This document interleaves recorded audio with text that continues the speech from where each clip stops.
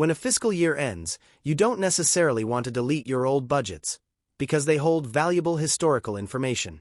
But keeping them active clutters up your dashboard and mixes up your live comparison data. QuickBooks Online has an excellent built-in archive tool that lets you tuck away old sheets into cold storage without losing a single line of data.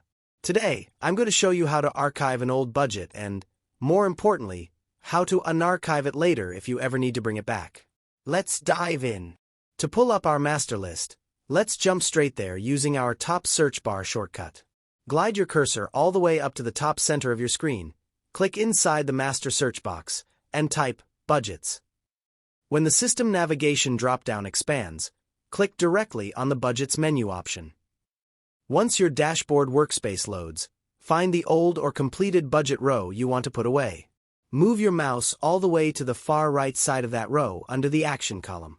Click the small drop-down arrow to reveal your hidden management options, and click directly on Archive. The moment you click it, that budget instantly drops out of your active workspace view. If you ever need to review those old numbers, look right at the top header of your grid list for the toggle switch that says Hide Archived Budgets. Click to turn that toggle off, and QuickBooks will instantly reveal all of your hidden, archived sheets right back in the list.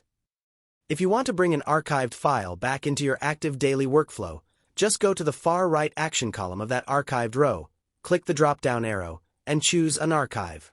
It instantly restores the file, completely good as new. It's the absolute best way to keep your financial command center organized without losing your historical records.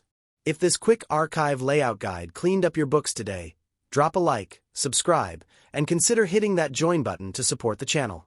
Thanks for watching, and I'll catch you in the next one.